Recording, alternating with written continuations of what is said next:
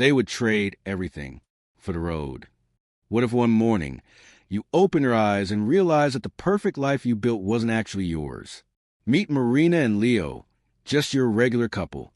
Stable jobs, a cozy apartment with matching pillows and overpriced coffee mugs. Everything seemed fine on paper, but deep down, they were suffocating in the script of a life they didn't write. Rush hour traffic, grocery bills, laundry that never ends. Every day felt like a copy-paste of the last. Then, one lazy Sunday, while binge-watching a documentary about van lifers with suspiciously clean vans, Marina turned to Leo and said, "What if we just dropped everything and lived on the road?" Leo laughed, not because it was crazy, but because he had thought about it too. And in that exact moment, between leftover pizza and dreams, something clicked. Within weeks, they sold what they could, donated the rest, and bought an old, rusty combi that had been sitting in a friend's yard for years, possibly haunted, definitely smelly. This is the story of two people who traded comfort for chaos and found the wild, unpredictable beauty of freedom. It all began on a cloudy Friday, the kind of day where even the coffee seems too tired to be helpful. Marina sat at work, staring at her computer like it was a portal to another dimension, preferably one without endless Zoom calls that could have just been emails. Meanwhile, Leo was stuck in traffic. Not just in traffic. He was trapped in it. The kind where even the air conditioner gives up halfway, and you're left sweating, wondering if this is all life's supposed to be. Work, wait, repeat. That evening, when they finally met at home, Marina dropped the bomb, with a look that was equal parts bold, and maybe I'm losing it.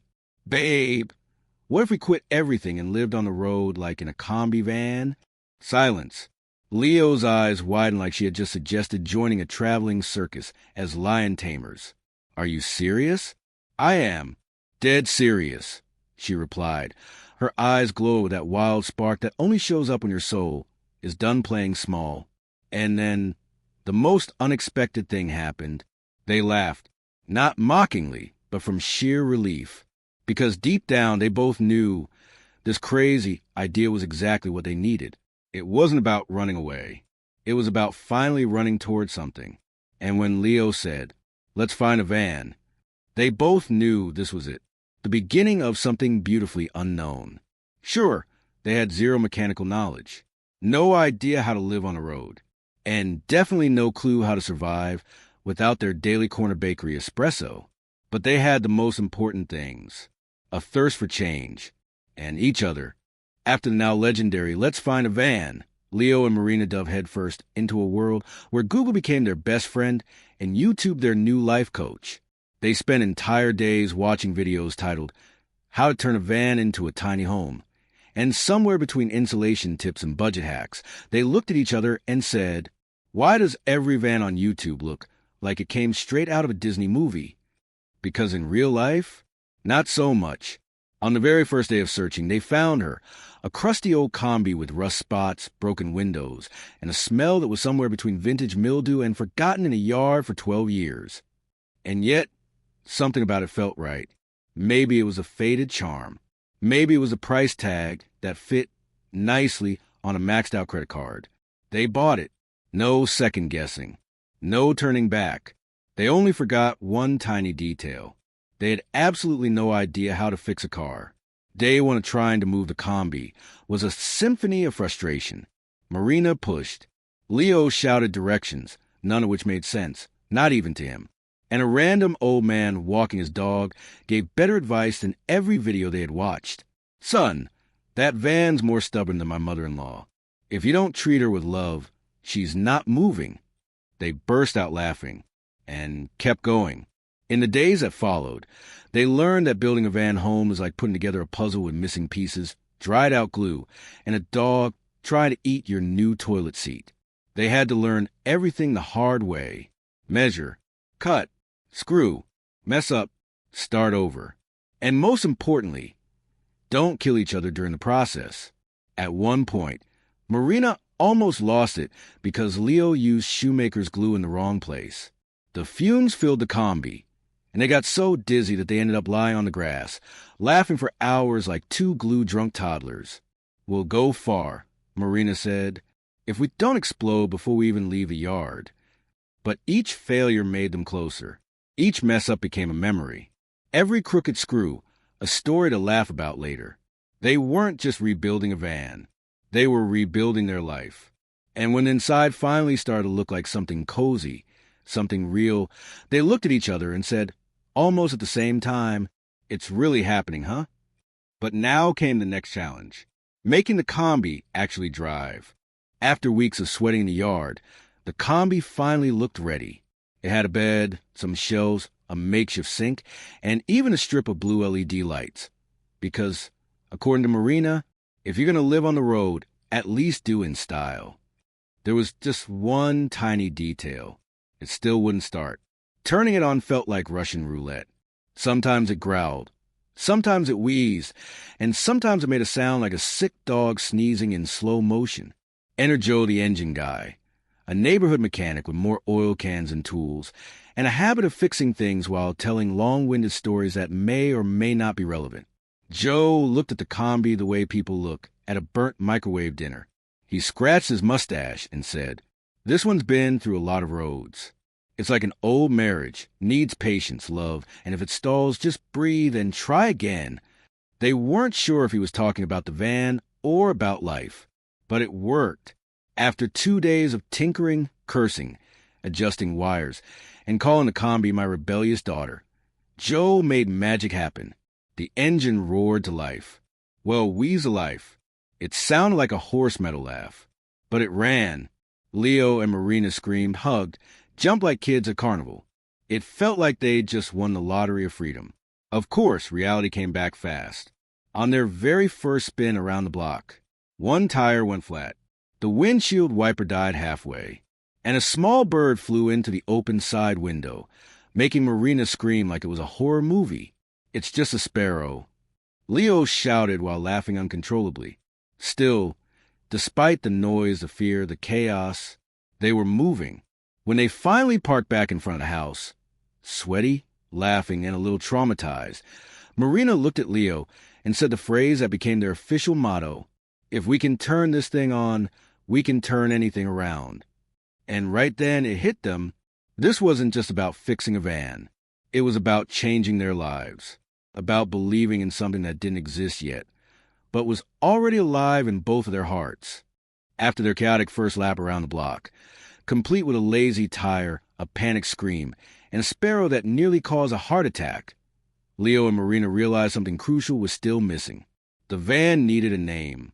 Because, let's be honest, a van that's going to face storms, sunshine, dust, disasters, and unforgettable memories needs an identity. And so began the funniest debate of the week. "Let's call it Freedom on Wheels," Marina said, poetically inspired. "Too serious. What about White Thunder?" Leo replied, pointing to the hood, which was more rust beige than white. "Leo, she's a combi, not a horse from an action movie." From Combinata to Tiny Rebel, Lily of the Roads, and even Vandinia, because Marina was a huge Wednesday fan, the couple spent hours laughing in the yard, scribbling names on a piece of paper like they were naming a baby. And then, out of nowhere, Leo got quiet. With a soft, nostalgic look, he said, "What if we called her Hope?" Silence. Marina stared at him, eyes locked. Then she smiled, that silent, meaningful smile only people who are building a dream together truly understand. Hope, because she's how it all began. And just like that, the combi had a name. No, she had a soul. Her name was Hope. But a name means nothing without a destination.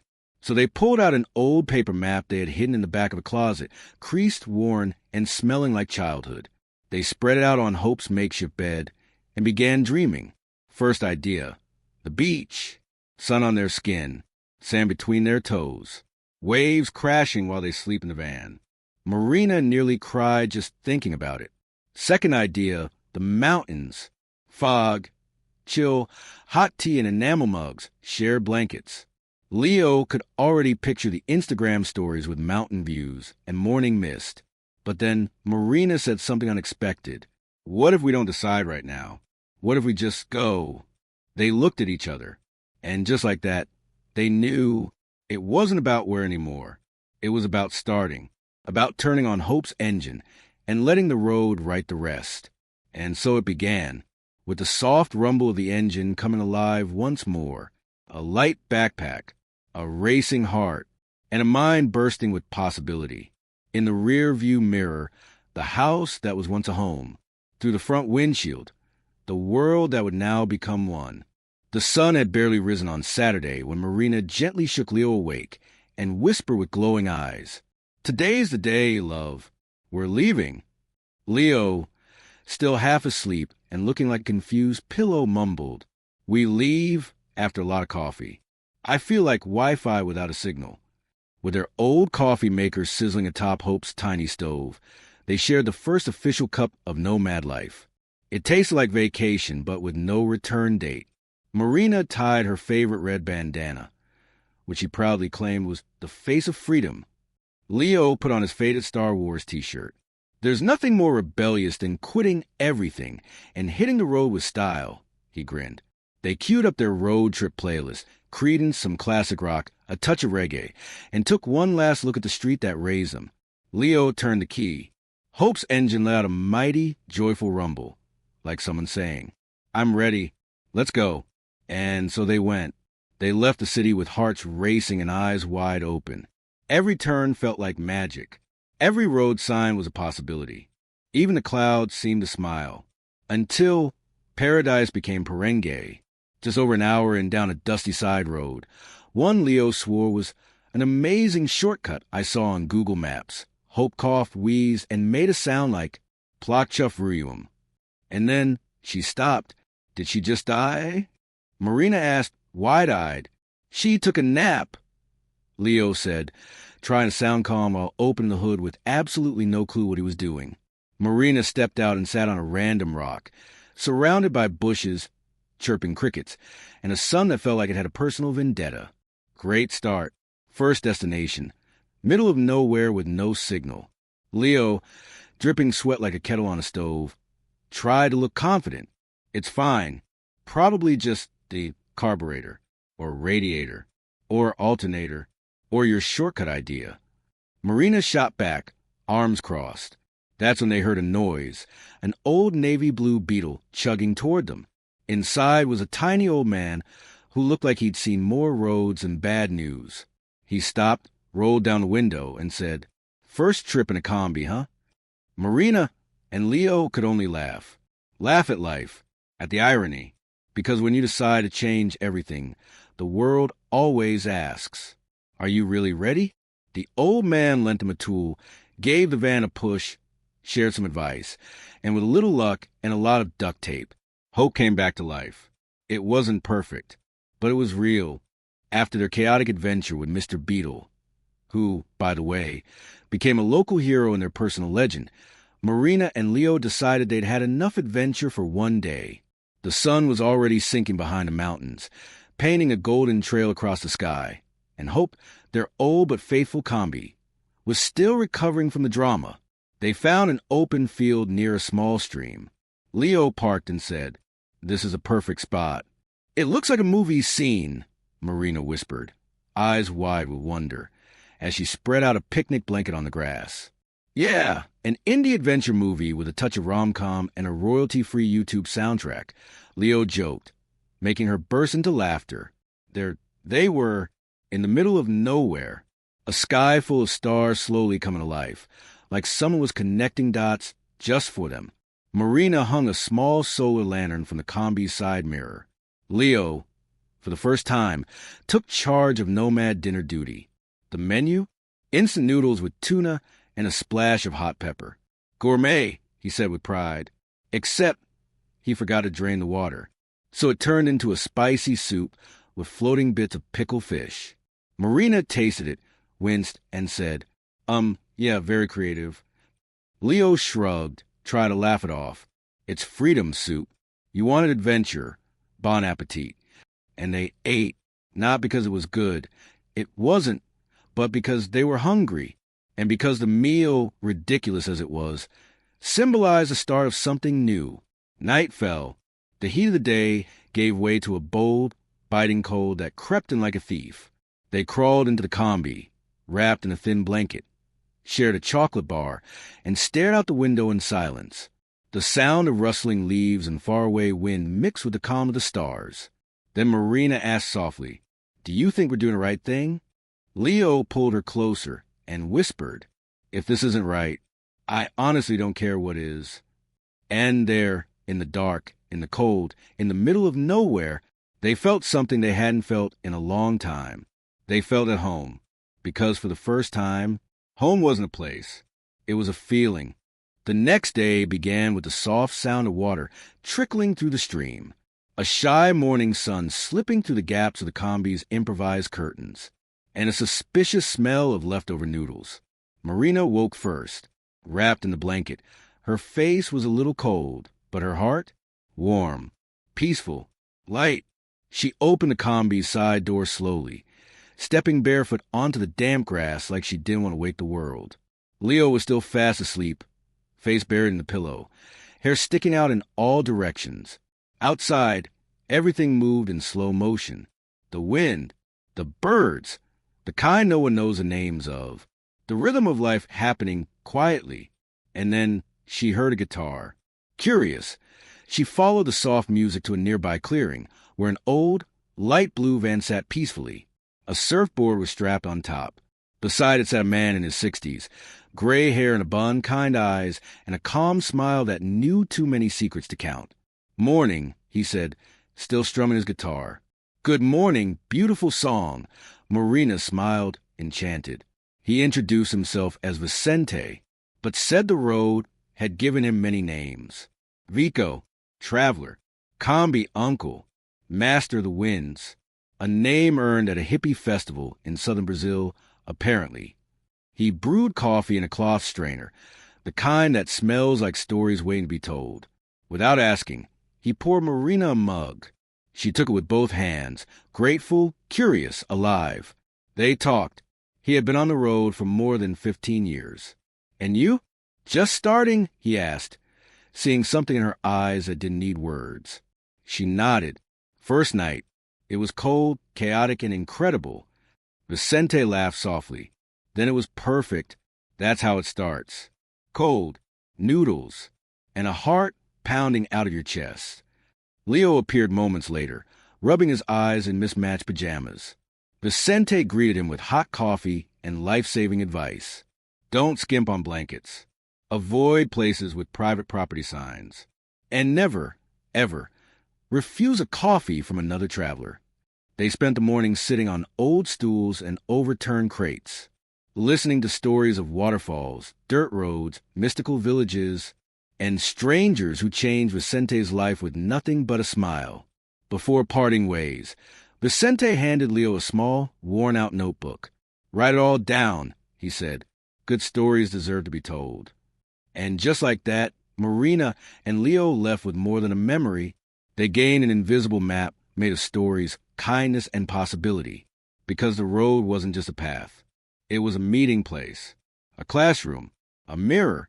From that moment on, they decided every stop would be a chance to live something extraordinary. That night, the sky looked heavy, like it was carrying the weight of the world. Dark clouds rolled in. The wind rustled through the trees with urgency, like it was whispering. Tonight is one of those nights you'll never forget. Marina and Leo had parked Hope in an open field beside a dirt road. It seemed peaceful, almost too peaceful, but something in the air felt tense. Even the crickets sounded nervous. They were excited. It was their first night sleeping truly off-grid, alone in the middle of nowhere. Inside the combi, they lit a lantern hanging from the ceiling and began cooking dinner, rice, chopped vegetables, and scrambled eggs, all mixed in one pot. They talked, laughed, made plans. Everything felt warm, safe. But just as Marina took her first bite, they heard it. "Do you hear that?" she asked, pausing mid-chew. "Rain. Don't worry. Probably just a quick drizzle," Leo said, casually. It wasn't. In minutes, drizzle became pounding. Pounding became thunder. And thunder turned into a full-blown storm, like the sky was throwing a tantrum. Water began dripping from the ceiling, the windows, the walls. One leak over the bed, another right over the stove. Oh my God, Leo, are we gonna sink? Marina joked, half laughing, half panicking. Not sink, but breakfast is definitely pre-cooking itself on the shelf.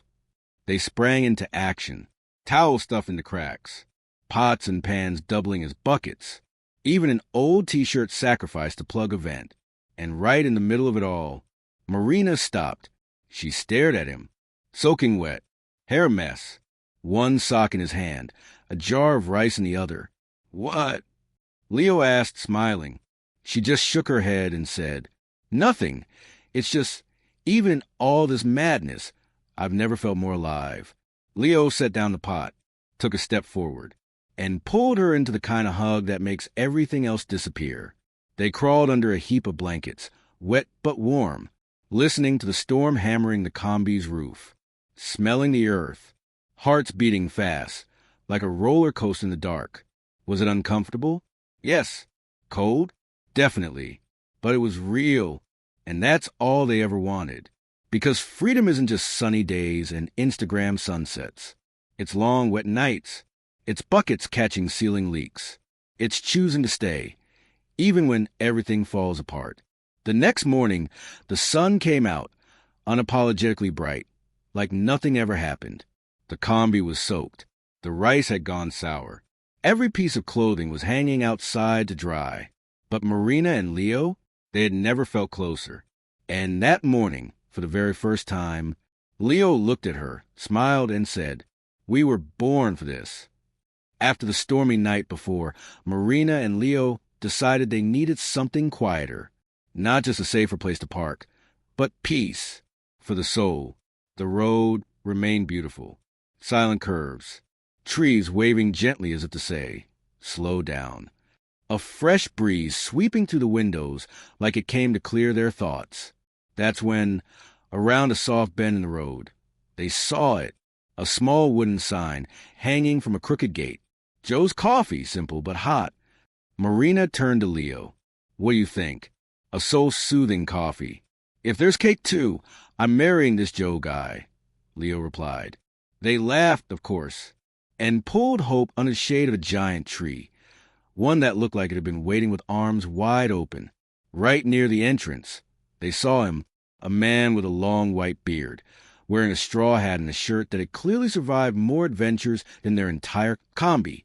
He was lying in a hammock, half asleep, holding a steaming mug. Morning, Mr. Joe. Marina called out cheerfully. He opened his eyes slowly, like someone who wakes only for special moments. Morning, you two combi nuts. We are. Leo grinned proudly. Then come on in. Coffee's hot. And today's too lazy for anything else. They sat on rough wooden stools on a small porch overlooking a wide, endless green field. The scent of fresh coffee floated in the air, strong, simple, perfect. There was no Wi-Fi, no background music, no buzzing notifications. Just the wind and Mr. Joe's soft voice, telling stories of his life between sips. He told them he once owned a store, chased money, lost himself trying to have it all, until one day he realized all he wanted was time. Time to hear the crickets sing, to taste hot coffee slowly, to stop rushing everywhere. And since I stopped running, I've never missed a thing. Marina looked at Leo. That kind of look where no words are needed. They had found something richer than gold. Pure wisdom. Joe took them to the backyard.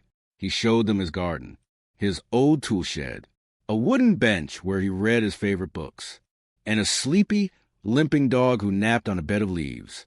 You two already have it all, he said. The combi, the time, each other. Just don't let anyone convince you otherwise.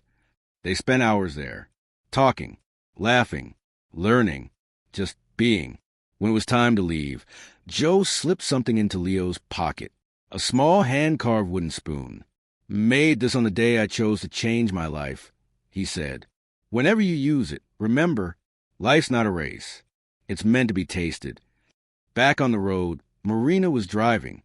Leo held the spoon in his hands, staring at it like it held a secret.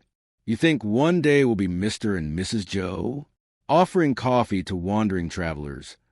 Marina glanced at him with a smile that said it all. That's the plan. The day was perfect.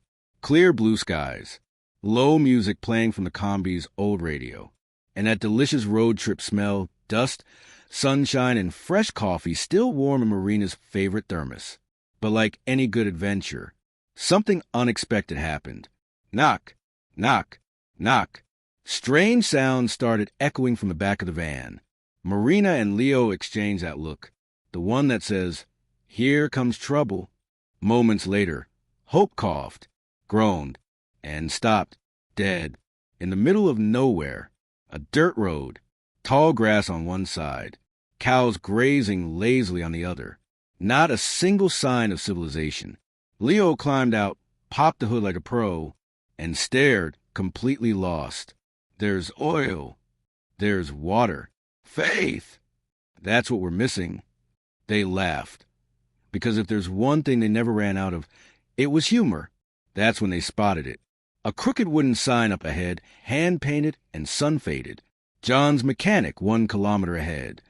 With no better option, they started walking. When they arrived, they found a tiny garage full of stacked parts, a reggae song playing on an old radio, and a young man in grease-stained overalls working on an engine.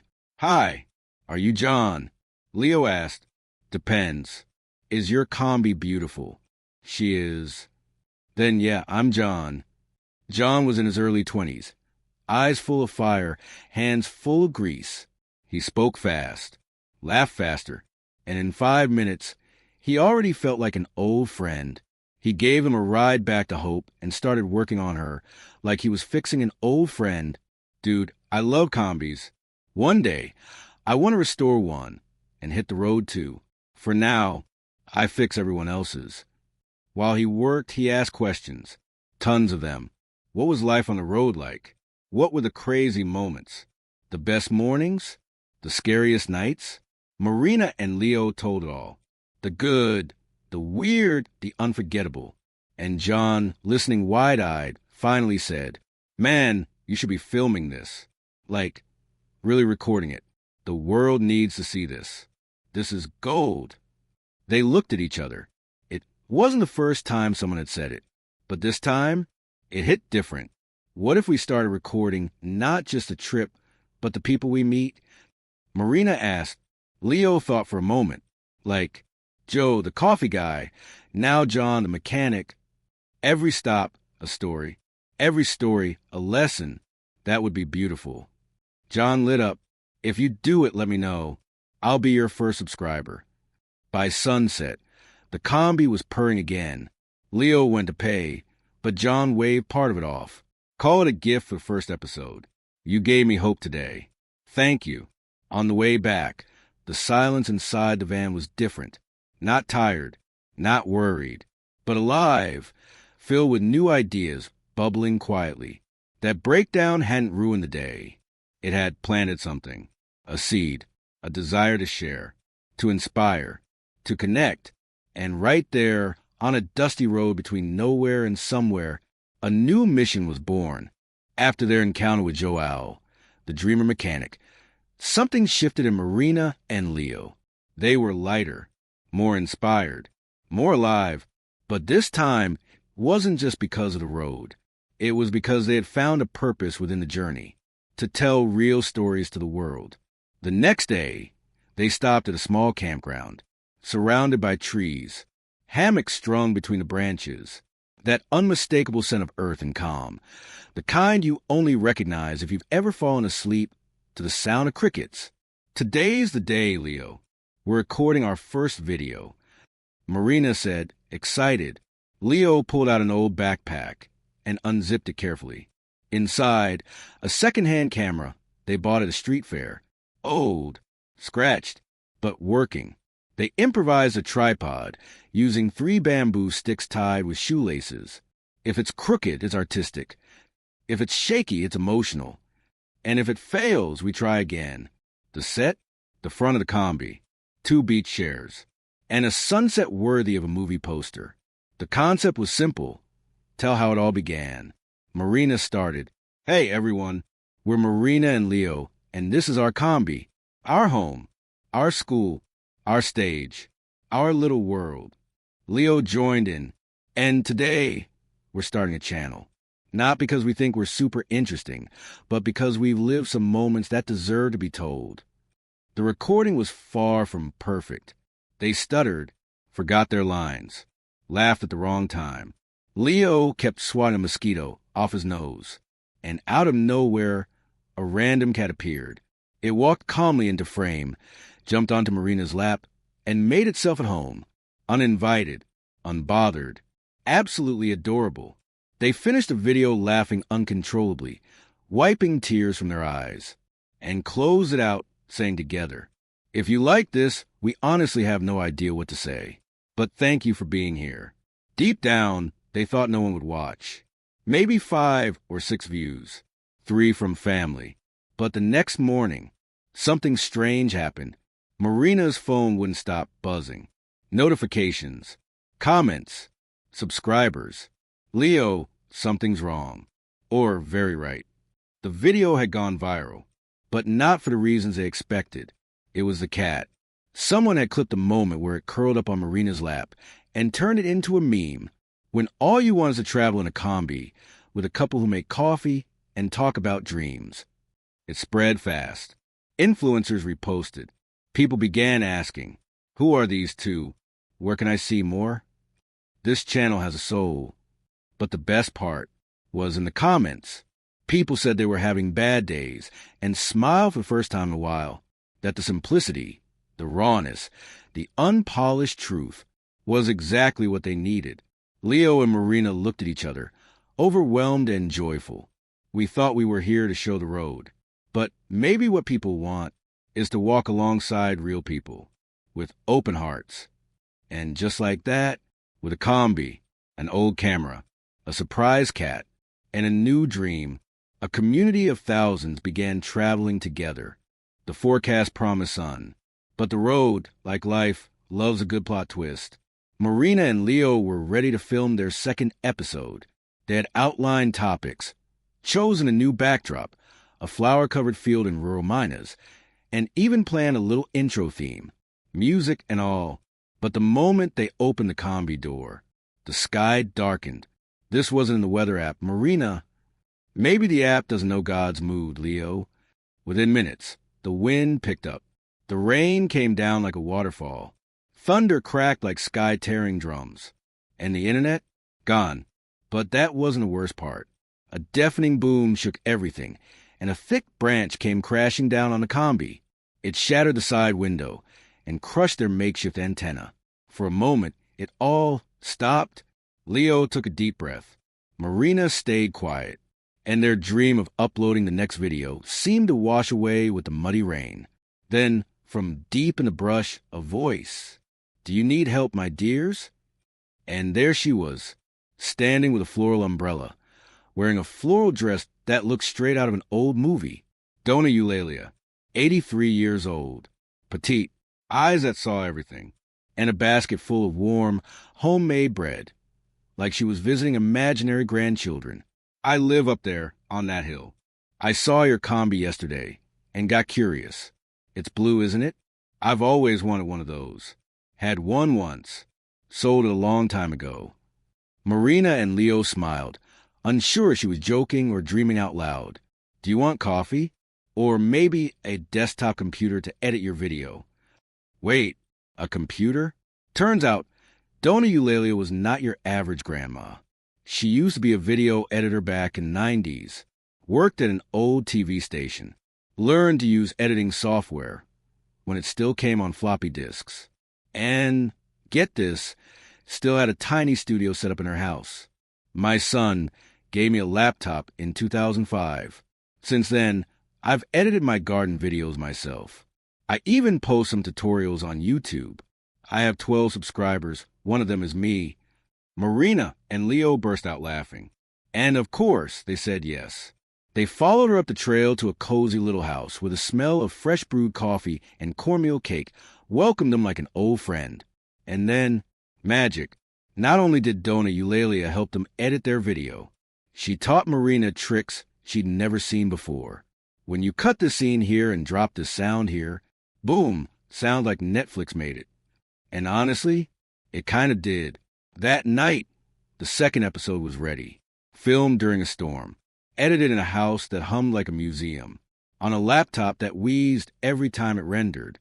Before they left, Marina asked, "Dona Eulalia, why do you do all this?" She smiled, eyes sparkling. "Because life is short. You don't need much to make a good story. Just courage. And an old combi doesn't hurt either." When Marina and Leo uploaded the video edited by Dona Eulalia, they had no big expectations. It was another simple episode, built with love, surrounded by chaos, and sprinkled with the magic of a woman who quickly became a fan favorite. That night, they fell asleep in each other's arms, peaceful and light. But the next morning, they turned on their phone. Boom. Over 300,000 views in less than 24 hours. This can't be right. Marina stared at the screen, then looked at Leo, then back at the screen, like try to wake up from a dream. Look at the comments. Marina? People are saying they cried. Others want to live with Dona Eulalia. The video had gone viral. The perfect mix. Real emotion, gentle humor, a charming combi, and a lady who stole the show. Then came the real twist. Among the thousands of comments was a pinned message, envelope with arrow. "Hello, Marina and Leo, with a Novaroda TV team. We watched your video and were completely moved. We'd love to propose a partnership that could take your channel to the next level. Could we schedule a video call?" Silence. Novaroda TV, one of the biggest travel and human experience channels in the United States, based in Austin, Texas. Millions of subscribers. And now, they wanted them. Their hearts pounded like drums.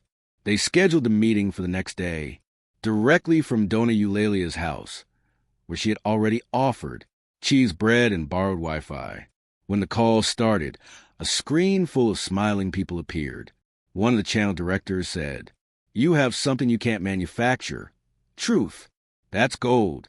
We want to produce a series with you, fund your travels, and turn this into a global project." It was a dream, unfolding right in front of them. But Leo's smile slowly faded. "We have to follow a script, right? A schedule, specific places, fixed dates." "Yes, of course." A team, production planning, deliverables. Suddenly, it felt like a bucket of cold water. They had left everything behind, not to follow a script. They had chosen freedom. After the call, Marina and Leo sat in a hammock on Dona Eulalia's porch. Silent. "It's a once-in-a-lifetime chance, Marina. But what if we lose who we are trying to become, who they expect us to be?" She looked up at the sky. It was turning gold. "I wanted freedom, Leo. And maybe real courage. Is saying no when the whole world expects a yes."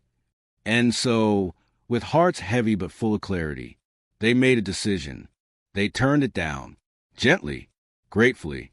And they posted another video, telling their followers the truth. That freedom was what moved them.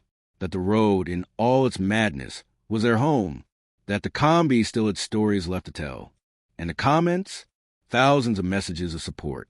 People saying the video made them feel alive. That it helped them rethink their own lives. That maybe happiness doesn't follow the script. And in that moment, Marina and Leo understood. They didn't need a giant production to move hearts. They just needed to stay true. After the emotional whirlwind caused by turning down the big offer and the overwhelming support from their followers, Marina and Leo knew it was time to hit the road again. The combi was packed. The coffee was hot. Their favorite playlist playing softly through the speakers. So where to now? Marina asked, that sparkle in her eyes, the one only true road lovers have. Wherever the wind blows and the combi hold together, Leo grinned. Turning the key, they waved goodbye to the small town and to Dona Eulalia, who stood outside her gate, teary-eyed, holding a bag of homemade biscuits, shouting, "And if you ever need an editor again, just call." In the rear-view mirror, she waved a dishcloth like a farewell flag. They avoided highways. No tourist routes. They wanted the unknown, the unexpected. After hours on a dirt road, they spotted a crooked, rusted sign barely standing. Campamento do Vento Livre, 12 kilometers. They looked at each other. It's not on the GPS. Perfect. Could be a trap. Or the kind of story we'll tell forever. So they turned left. The road was narrow, bumpy, dusty. The combi creaked like an old pirate ship, but kept moving. The sun dipped low, painting the sky in oranges and golds. Then, like a dream, a clearing appeared between the trees. And there it was, a hidden camp, a world of combis, trailers, colorful tents, bicycles hanging in trees, musical instruments everywhere, and even a small stage lit by handmade lights. It looked like a secret village of travelers. People of all ages, styles, and countries gathered around campfires, cooking, singing, laughing, telling stories under the stars. A woman with blue hair and a world map tattoo on her arm approached. Welcome to Free Wind Camp. The only rule here is share the best of what you carry. Marina and Leo were in awe. It felt like they had stumbled into an extension of their own souls. They set up camp, were welcomed with vegan food, and invited to a sunset festival the next day. Music, dancing, and stories around a bonfire. That night, inside Hope, with the soft sound of laughter outside, and the smell of wood smoke in the air, Leo whispered, "We found a different kind of freedom, Marina, a tribe, a place without fences, but full of connection." She reached for his hand and whispered back, "And the road is just beginning." Little did they know, among the campers was an Argentinian couple who had been living on the road for 8 years, and they carried a secret, a map, a legend, about a hidden place in southern Chile that could only be reached by those brave enough to face the greatest challenge of all. The morning mist hung gently over Free Wind Camp. The soft aroma of coffee floated through the air. A distant guitar hummed like a memory. It was supposed to be Marina and Leo's last day there. At least, that's what they thought. During the Sunset Festival the night before, they had heard many stories. But one stayed with them, like honey clinging to thought. An Argentinian couple, Diego and Melina, told them about a place, a sacred valley, hidden deep in southern Chile. No phone signal, no electricity, no marked roads. You could only reach it with a combi and faith. Melina's eyes shimmered with emotion as she spoke. That place changed who we were. And we believe you're meant to find it too. She handed them a piece of worn, yellowed paper, a hand-drawn map. At the bottom, written in careful script, where the sky touches the earth and peace whispers through the trees, there will be. The next morning, Marina and Leo set off. It was the hardest road they'd ever taken. Rain, mud, cold. The map? Almost nonsense. 2 full days of struggle. They slept wherever they could, ate whatever they had, and more than once, they almost gave up. But the memories came back. The tiny apartment, the old sofa, the yard sale, the first comment. The first, "Thank you, you changed my day." And on the third day, the combi climbed one last hill. Then silence. In front of them, a hidden valley, waves of green grass, a lake so still it mirrored the sky like glass, colorful wooden homes scattered like storybook illustrations, a community of travelers who had stayed. People smiled, planted, played music. Time slowed down. There was no rush, only presence. Leo parked the combi by the lake, turned off the engine. "Marina, we made it. Made it where?" "Somewhere we didn't even know we were looking for." She rested her head on his shoulder. They said nothing, just listened to the wind through the trees. That's where they made a choice. To turn off the phone for a while, to put the camera down, to just feel, because real freedom was never in the combi. It was always inside them. And now, if you've made it this far, let me say something from the bottom of my heart. This story could be yours. The world is full of unmarked paths, half-finished maps, dreams that feel impossible until someone dares to live them. If you felt something in this story, subscribe to the channel. There's still a long road ahead. More love, more adventure, more stories of freedom to inspire you. See you in the next video. And always remember, sometimes the road that changes your life isn't even on the GPS.